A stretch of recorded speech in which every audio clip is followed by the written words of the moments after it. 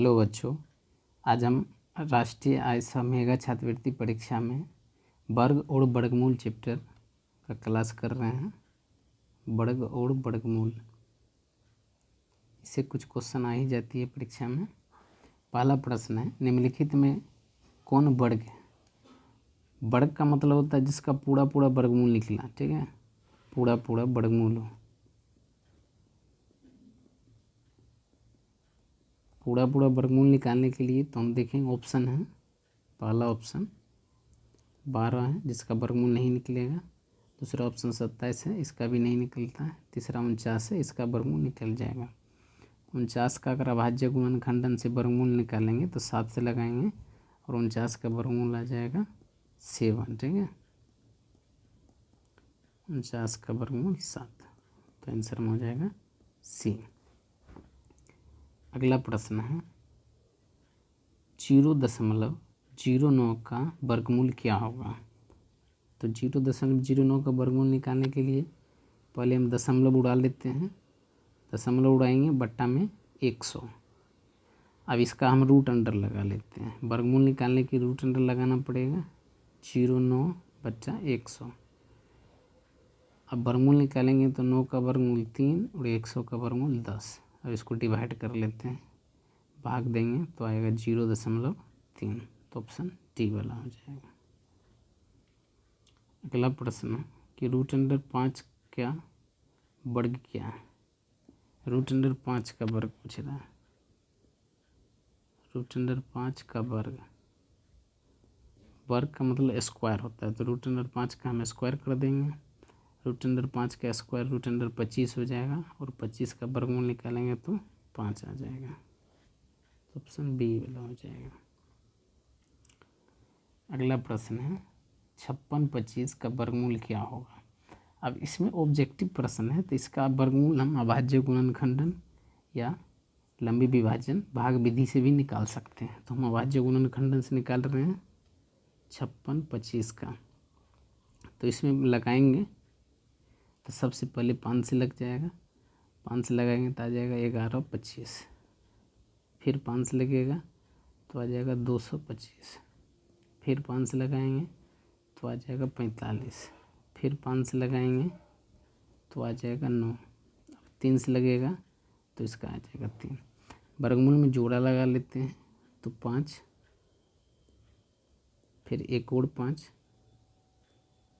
और एक और 3 का जोड़ा, तो गुना कर लेते हैं तीनों को, तो 25 3 से गुना करेंगे हो जाएगा 75, तो इसका वर्गमूल आ जाएगा 75। अगला प्रश्न है, निम्नलिखित में कौन पूरक नहीं है? पूरक का मतलब कि यहाँ पर कुछ अगर सवाल को हम अगर हल करना चाहते हैं तो पूरा पूरा वर्ग मान नहीं निकलेगा, ठीक है। तो पहला अगर ऑप्शन को हम हल करते हैं तो -16 + 0, तो ये आता है -16, तो -16 एक पूर्णांक है, ठीक है। दूसरा ऑप्शन का हल करते हैं, ये पहला ऑप्शन था। दूसरा ऑप्शन का हल करेंगे तो ये 9 - 11, तो हल करेंगे तो -2 आएगा, ये भी पूर्णांक हो जाएगा। तीसरा ऑप्शन है 9 × 5, तो गुना करेंगे तो 9 × 5 = 45, ये भी पूर्णांक हो जाएगा। लेकिन चौथा जो ऑप्शन हम देख रहे हैं, तो चौथा ऑप्शन है 37/0, तो इसमें भाग देंगे तो अपरिभाषित होगा। अपरिभाषित है, इसमें पूर्णांक नहीं है, ठीक है। अपरिभाषित, अपरिभाषित का सिंबल ऐसे होता है, इसका सिंबल ऐसे सूचित किया जाता है, तो आंसर डी हो जाएगा। अगला प्रश्न है, निम्नलिखित में कौन अर्थपूर्ण हानि है? अर्थपूर्ण हानि का मतलब ऑप्शन हम देखेंगे तो इसमें भी जैसे पहला ऑप्शन अगर हम देखते हैं तो पहला ऑप्शन 8 में 2 से भाग दे देंगे तो 2 4 हो जाएगा। दूसरा ऑप्शन में 9 में से -11 घटाएंगे -2 हो जाएगा।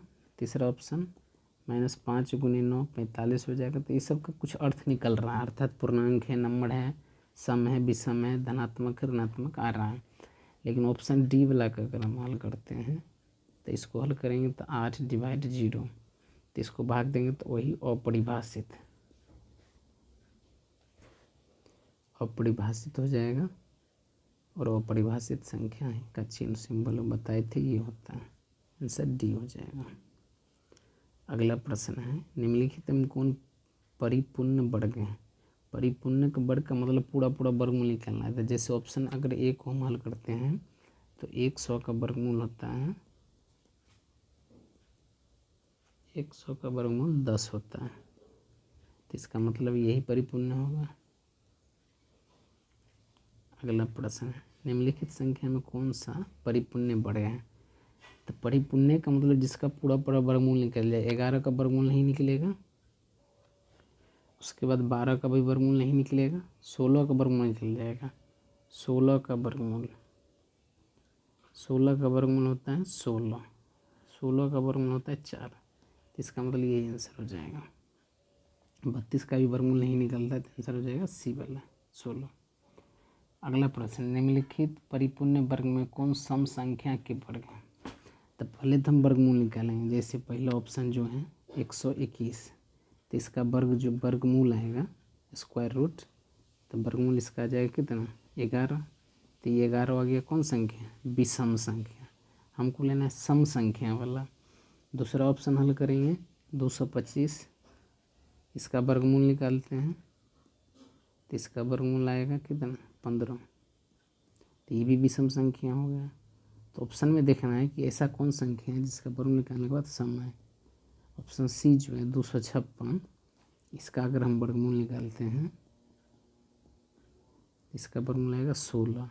ये जो 16 है यही है सम संख्या, सम संख्या। तो आंसर हो जाएगा यही सी। अगला प्रश्न है निम्नलिखित में कौन सा पुण्य वर्ग है। पुण्य वर्ग का मतलब जिसका पूरा पूरा वर्गमूल अर्थात निकल जाए, जो पूरा पूरा रूट अंदर से बाहर आ जाए उसको बोलते हैं पुण्य वर्ग। तो जैसे पहला ऑप्शन है 64, 64 का वर्गमूल क्या होगा 64 का वर्गमूल, 64 का वर्गमूल निकालते हैं तो 8 आता है। तो ये हो गया पुण्य वर्ग। तो आंसर ये हो जाएगा। अगला है निम्नलिखित में कौन सा पाइथागोरस त्रिक है। तब 8 क्लास में ही पढ़े हैं। पाइथागोरस त्रिक का मतलब होता है पाइथागोरस त्रिक, इसका मतलब कर्ण स्क्वायर बराबर लंब स्क्वायर प्लस आधार का स्क्वायर। अब जो डाटा दिया हुआ है इसमें हम देखते हैं पहला डाटा जो है, दूसरा डाटा है, तीसरा डाटा है और चौथा डाटा है। तो हम दूसरा को ऑप्शन को अगर हल करते हैं दूसरा ऑप्शन आ जाता है पाइथागोरस त्रिक। इसमें जो बड़ा होगा उसको कर्ण मान लेंगे, तो कर्ण हो जाएगा इसमें 3, कर्ण हो जाएगा 5। उसके बाद लंब हो जाएगा, लंब की ऊंचाई भी बोलते हैं, ये हो जाएगा 4। आधार यानी बेस, तो बेस का वैल्यू हो जाएगा 3। इसमें रखते हैं कर्ण 5 का स्क्वायर, लंब 4 का स्क्वायर, आधार 3 का स्क्वायर। 5 का स्क्वायर करेंगे 25, 4 का स्क्वायर 16, 3 का स्क्वायर, तो 25 बराबर 25। तो इसका मतलब है कि दोनों तरफ अगर बराबर आ गया तो पाइथागोरस त्रिक है। तो पाइथागोरस त्रिक है, तो पाइथागोरस त्रिक है तो ऑप्शन ये हो जाएगा बी वाला। अगला प्रश्न निम्न में कौन परिमेय संख्या नहीं है। तो परिमेय का मतलब होता है कि जिसका वर्गमूल नहीं निकलता हो। जैसे 1 का अगर हम वर्गमूल निकालते हैं तो 1 का वर्गमूल 1 ही आएगा, रूट अंडर 1 का वर्गमूल 1, रूट अंडर 4 का वर्गमूल 2, रूट अंडर 9 का वर्गमूल 3। लेकिन अगर हम रूट अंडर 3 का वर्गमूल निकालते हैं तो रूट अंडर 3 का वर्गमूल रूट अंडर 3 ही रहता है। तो जिसका वर्गमूल नहीं निकलता उसको बोलते हैं ऊपर में। तो ये संख्या हो गया ऊपर में संख्या। तो आंसर बी हो जाएगा। अगला प्रश्न है 2.7/9 का वर्गमूल क्या होगा। तो इसको तो पहले फ्रैक्शन यानी भिन्न में बदल लेते हैं। भिन्न में बदलेंगे 2.7/9, तो इसे गुना होता है, तो 9 दूनी 18 और 18 में इसको जोड़ देते हैं। यहाँ पर गुना होता है, यहाँ पर जोड़ होता है, ठीक है। तो 9 दूनी 18, 7 25, 25/9, इसका वर्गमूल निकाल लेते हैं। 25 का वर्गमूल 5, 9 का वर्गमूल 3, तो आंसर हो जाएगा 5/3, ये आंसर। अगला प्रश्न, निम्नलिखित में से 0.2 का वर्ग कौन सा होगा। 0.2 का वर्ग करेंगे तब वर्ग का मतलब होता है वही नंबर से गुना कर देना। तो 0.2 गुने 0.2, तो गुना करेंगे तो क्या होगा 0.4, तो आंसर ए। अगला प्रश्न है 169 का वर्गमूल क्या होगा। तो 169 का हम वर्गमूल निकाल लेते हैं। अभाज्य गुणनखंडन या वर्गमूल भाग्य विधि से भी निकलता है। अभाज्य गुणनखंडन से निकालेंगे तो 13 का स्क्वायर होता है 169, तो 169 का वर्गमूल 13 हो जाएगा, बी वाला आंसर हो जाएगा। अगला प्रश्न है 0.3 का वर्ग क्या है। तो वर्ग का मतलब वही गुना कर देना है फिर से। तो 0.3 और गुने 0.3, तो गुना करेंगे तो 0.9 हो जाएगा, आंसर बी वाला। अगला प्रश्न है 14,400 का वर्गमूल क्या होगा। तो इसको हम अगर शॉर्टकट निकालना चाहते हैं, कुछ बड़ा डाटा है तो अभाज्य गुणनखंड से निकालेंगे। तो 144, इसका अगर वर्ग निकालते हैं वर्गमूल, तो इसका वर्गमूल 12 आता है और ये 2 जीरो का वर्गमूल 1 होगा। इसका मतलब है कि ये वाला आंसर हो जाएगा। अगला प्रश्न है कि 0.36 का वर्गमूल क्या होगा। तो 0.36 का वर्गमूल निकालने के लिए दशमलव उड़ा देंगे बट्टा में 100, तो बच जाएगा 36/100। वर्गमूल निकालना है तो रूट अंडर लगा देते हैं। रूट अंडर लगाएंगे तो हो जाएगा 6/10, भाग दे देंगे तो 0.6, सर सी हो जाएगा। अगला प्रश्न है 2.25 का वर्गमूल क्या होगा। तो 2.25 का वर्गमूल निकालने के लिए 2.25 दशमलव उड़ा देते हैं, बट्टा में आ जाएगा 100, और उसके बाद हम देखते हैं तो रूट अंडर लगा देते हैं। तो 225 का वर्गमूल 15 होता है और 100 का वर्गमूल 10 होगा, भाग देंगे तो हो जाएगा 1.5, ऐसे डी हो जाएगा। अगला प्रश्न है कि 0.009 का वर्गमूल क्या होगा। तो 0.009 का वर्गमूल अगर हम निकालते हैं तो 0.0009, दशमलव उड़ाएंगे बट्टा में 1 2 3 4 को 0, और इस पर रूट अंडर हम लगा देते हैं। तो 9/2, 4 को 0, 1 पर 4 को 0, वर्गमूल निकालते हैं। 9 का वर्गमूल 3 और 10,000 का वर्गमूल कितना 100, भाग देंगे 0.03, आंसर हो जाएगा, तो आंसर ए हो जाएगा। अगला है कि 20/√10 का मान क्या होगा। 20/√10, तो यहाँ पर हम हर का प्रमेयीकरण कर सकते हैं। √10/√10, तो यहाँ पर करते हैं 20√10 बट्टा 10 दिया 100, 100 का वर्गमूल 10, काटेंगे 2, तो हो जाएगा 2√10, तो इसमें आ गया 2√10, आंसर बी वाला।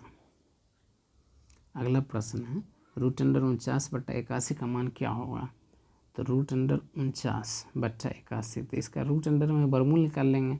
49 का वर्गमूल 7 होगा, 81 का वर्गमूल हो जाएगा 9, 7/9 ऑप्शन हो जाएगा ये। अगला प्रश्न है कि √225/289 का मान क्या होगा। तो √225/289, वर्गमूल निकाल देंगे तो 225 का वर्गमूल 15 होता है और 289 का वर्गमूल 17 होता है, तो 15/17 आंसर हो जाएगा, बी आंसर हो जाएगा। अगला प्रश्न है √72 का वर्गमूल क्या है। तो आप इसको अभाज्य गुणनखंडन से भी निकाल सकते हैं। 72 का अभाज्य गुणनखंडन कर लीजिए। 2 लगाएंगे 36 होगा, फिर 2 से लगाएंगे 18 होगा, फिर 2 से लगेगा 9 होगा, 3 से लगाएंगे 3 होगा। वर्गमूल में 2 जोड़ा लगता है, ये 2 में से 1 2 लिख लें, ये 2 में से 3 में से 1 3 लिख लें, और 1 बच जाएगा तो रूट अंडर में लिखा जाएगा। इधर गुना कर लेंगे 6 √2 हो जाएगा, बी वाला आंसर। अगला प्रश्न है 5 अंक की सबसे छोटी संख्या कौन सी होगी? 5 अंकों की छोटी छोटी संख्या होती है 9 पाँचों, ठीक है। तो 1 2 3 4 5, जितना छोटी छोटी कहेगा 9 लिख देना है, और जितना बड़ी से बड़ी कहेगा एक पर उतना 0 लिख देना है।